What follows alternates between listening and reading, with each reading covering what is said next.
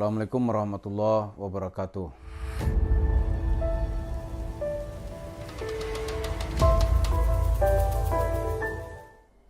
Para pemirsa, ini kawan-kawan yang baru pulang dari Singapura beberapa hari yang lalu itu banyak yang komplain. Gitu. Komplainnya adalah katanya kalau ada special notice dari pemerintah Singapura itu kalau ada nama-nama misalnya nama Yusuf gitu. Kemudian ada nama Muhammad, itu dia akan memperhatikan dengan sungguh-sungguh gitu. Nah, yang menarik bagi kita itu ada nama-nama Yusuf gitu. Nama-nama Yusuf yang telah membuat wajah Islam di Indonesia ini menjadi rusak. Walaupun ya tidak semua Yusuf juga gitu ya. Misalnya Yusuf yang sekarang bermasalah, kemana dia pergi itu akan mendapat spesial attention gitu ya. Yang pertama sekarang ini adalah Yusuf Mansur. Jadi kalau dia pergi Singapura, itu orang pemerintah Singapura atau imigrasi itu akan melihat nanti ini melanggar hukum Singapura nggak nih? Ini benar nggak seperti cerita dia bawa uang 6 miliar melalui Batam beberapa tahun yang lalu gitu. Kalau itu nanti akan dipersoalkan gitu. Ya. Selain itu nama Yusuf juga yang juga pernah bermasalah, tapi sekarang orangnya kita nggak tahu lagi ya. Saya dulu Yusuf Randi, tapi kan sudah ditangkap di Jerman, kita tidak tahu bagaimana ceritanya lagi. Gitu. Tapi nama ini tentu saja masuk ke dalam imigrasi di banyak negara. Apa yang kita kenal dalam istilah di negara kita ini cekal, gitu. Cegah dan tangkal. Nah, ke Singapura ini nama Yusuf itu masuk dalam spesial nama gitu. Walaupun banyak yang juga sangat akrab dengan pemerintah Singapura. Misalnya nama Yusuf Hamka gitu. Yusuf Hamka atau Baba Alun tentu saja seorang yang sangat terhormat, terkenal dengan kebaikannya, dengan background yaitu dari etnis Cina, tapi tidak pernah bermasalah secara hukum. Malah dalam catatan dia itu atau respon masyarakat, dia ini adalah orang mulia yang terus-menerus memperhatikan kehidupan orang kecil serta sangat toleran di dalam beragama. Nah, kembali kepada cerita Yusuf Mansur ini. Karena nama Yusuf itu sangat bermasalah gitu. Akhirnya nama-nama Islam lain juga dipermasalahkan. Misalnya nama Daud gitu. Maka Daud Rashid dulu itu dipersoalkan masuk Singapura. Akhirnya dia mengadu ke DPR, diterima oleh Komisi 1 atau Wakil Ketua DPR saat itu Fadlizon. Maka Kompresi Pers ini membuat namanya kembali baik. Dia tidak lagi termasuk tokoh yang harus dicurigai ketika masuk Singapura. Ada juga nama yang lain itu UAS, Ustadz Abdul Samad.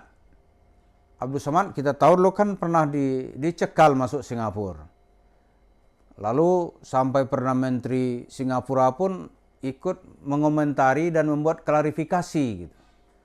Kenapa ini Ustadz dilarang masuk? Rupanya dia takut suasana toleransi yang ada di Singapura akan terganggu dengan ceramah-ceramah yang bernilai provokatif. Tapi itu jelaslah ini akibat perbuatan orang-orang yang bikin masalah di negerinya itu bisa berpengaruh kepada negara lain. Nah, kembali kepada cerita Yusuf Mansur ini, itu masalahnya itu dipantau rupanya oleh banyak negara sekarang ini. Sehingga apa yang dia lakukan itu orang juga akan melihat. Misalnya kasus-kasusnya yang bergulir di pengadilan. Atau kasus-kasusnya yang berhubungan dengan orang per orang yang orang terus menuntut gitu. Itu akan menjadi perhatian spesial. Ini siapa ini orang? Dan kita kira Yusuf Mansur ini nggak berani datang ke Singapura. Kenapa? Karena dulu dia akan membuat pernyataan pers Dia bawa uang cash dari Singapura berjumlah 6 miliar. Katanya itu uang sedekah dari masyarakat sana gitu. Karena tersangkut di Batam, dipersoalkan oleh imigrasi Batam, tapi kita nggak tahu kenapa kasus berikutnya dia lolos. Gitu. Nah, lolos itu ya bukan berarti masalah selesai. Jadi akan ada nanti kasus hukum berikutnya ditunggu gitu. Misalnya pemerintah Singapura itu menunggu sambil menyiapkan bukti-bukti. Minimal itu kedutaannya di sini akan memberikan laporan bahwa sosok ini sedang bermasalah dari sisi hukum. Dilihat dari bukti-bukti gugatan-gugatan di pengadilan. Minimal itu gitu. Lalu bagaimana? Katanya Yusuf Mansur ini dia akan menjadi presiden gitu. Wah, itu mungkin perhatiannya dinilai ini orang lagi menghayal gitu, atau lagi berhalu-halu. Karena halu-halu ini dalam kehidupan Yusuf Mansur itu sesuatu yang sudah melekat, embedded dalam dirinya. Dia berhalu-halu, ya, dia tidak peduli nanti itu bagaimana respon orang lain. Dan nama-nama Yusuf yang disandang oleh orang lain juga akan terkena pengaruh karena disangka nanti ini Yusuf ini semuanya berhalu-halu. Faktanya kan tidak begitu. Kemudian kita lihat lagi, kalau Malaysia bagaimana gitu. Malaysia pasti lebih curiga lagi. Kenapa? Karena masyarakat Malaysia seperti dengan masyarakat kita di sini juga itu sangat menghormati figur ulama, figur kiai, figur mufti dan tokoh-tokoh agama. Jadi nalarnya masyarakat itu langsung di bawah di bawah fakta-fakta gitu. Dia nggak peduli. Maka apapun yang dia miliki itu bisa dia serahkan gitu. Bagi Yusuf Mansur ini tentu kesempatan untuk menguras harta masyarakat. Karena itu ya pemerintah di Malaysia mungkin juga sedang memantau dia dan pasti gitu ya, memantau dia. Karena kasusnya terbuka untuk umum. Di negara-negara Arab, kalau dia mungkin sekedar umroh, mungkin tidak dipantau gitu. Tapi begitu dia ada pertemuan dengan TKI, TKW, yang pertama TKW-nya mungkin sekarang sudah hati-hati gitu. Karena takut nanti cerita Yusuf Mansur itu hanya cerita halu-halu. Omong besar, faktanya nggak ada. Ya.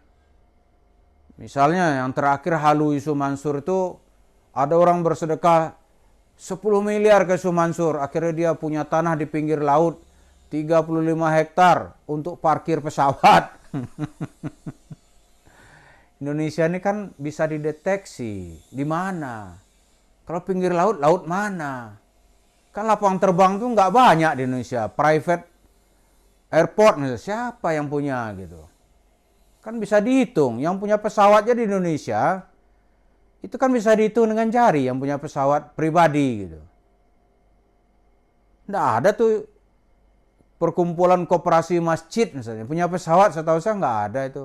Pasti konglomerat itu yang punya, politisi yang punya, kandidat presiden yang punya gitu. Selain itu nggak nampak, orang tahu bisa mendeteksi semua, tapi karena ini cerita halu, ya dijual aja. Ya orang, ya sekarang tuh masyarakat tentu sudah tahu ya bahwa cerita halu itu hanya cerita bohong dan cerita fiktif yang tidak bisa diwujudkan kebenarannya. Jadi kembali kepada cerita tadi itu, ini begitulah pergaulan antara kehidupan ini. Gara-gara Yusuf Mansur banyak masalah, itu orang-orang bernama Yusuf pun sekarang menjadi catatan spesial kalau pergi ke negara tetangga. Sampai di-clearkan dulu. Ini Yusuf Mansur bukan. Kalau bukan, ini Yusuf siapa? Oh, Yusuf Hamka. Oke, masuk. Sampai begitu para pemirsa, yang terjadi sekarang ini karena gara-gara ya Yusuf Mansur melakukan tindakan yang tidak lagi mengenal batas kasihan, tidak lagi mengenal batas kewajaran, semua dia sikat gitu. Tapi hari ini semua orang akan hati-hati menunggu jeratan hukum untuk menjerat dirinya. Terima kasih. Assalamualaikum warahmatullahi wabarakatuh.